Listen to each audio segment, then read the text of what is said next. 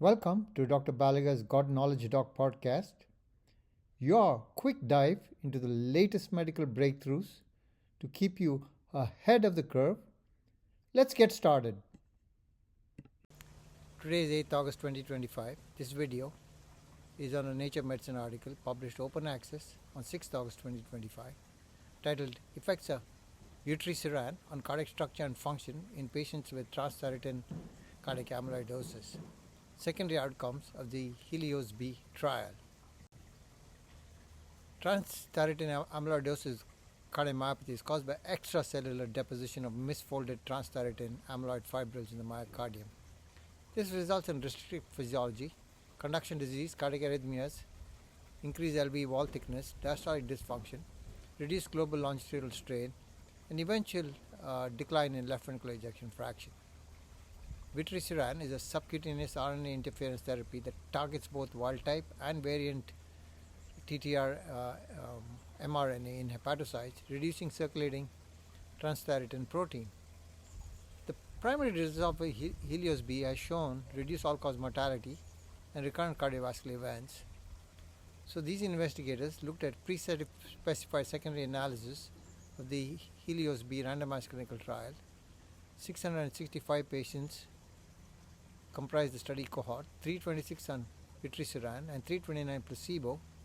Demographics: median age 77 years, 93% were male, 88% were wild-type ATTR cardiomyopathy, 91% had NYHA class less than 2, and 67% were National Amyloidosis Center stage 1.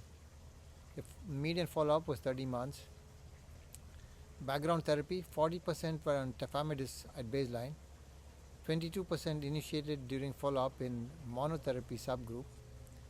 The echocardiographic endpoints were LV wall thickness, LV mass index, ejection fraction, GLS, global longitudinal strain, LV stroke volume, diastolic parameters including E to A ratio, E to E prime ratio, and E prime velocity, RV velocity, that's S prime velocity.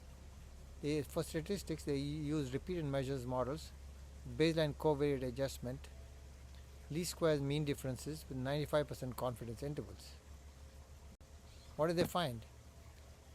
At 30 months, when they compared Vutrisiran with placebo, LV structure, there was a decrease in LV wall thickness, decrease in LV mass index, LV systolic function improved, p-value 0.02, global longitudinal strain improved 1.12%, p-value 0.01, stroke volume increased, p-value less than 0.01, LV diastolic function E prime velocity improved, p-value 0.01, E to E prime ratio decreased, p-value less than 0.01, and E to A ratio was 0.3, p-value equals 0.04.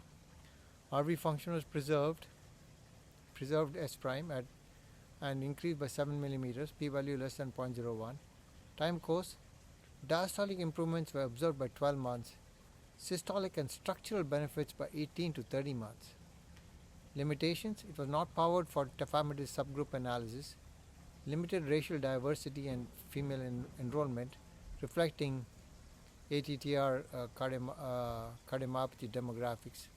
No systematic assessment of valvular disease severity.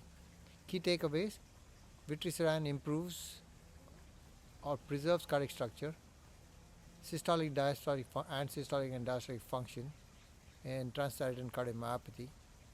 Benefits are observed despite substantial background tafamidis use.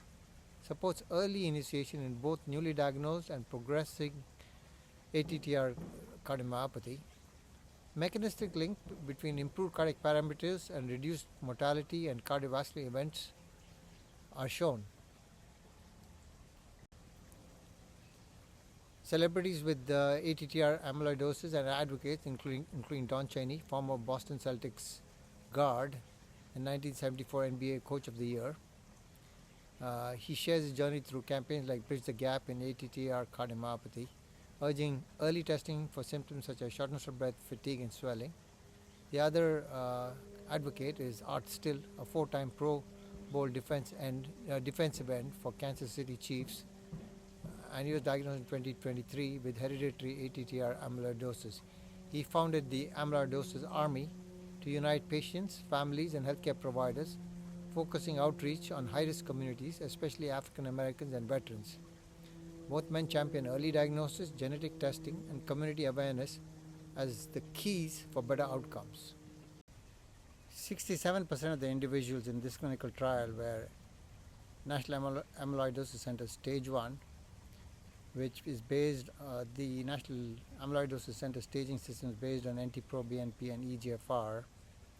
In stage 1, the NT-proBNP is less than 3,000 nanograms per liter and eGFR greater than 45 mils per minute per 1.73 square meters.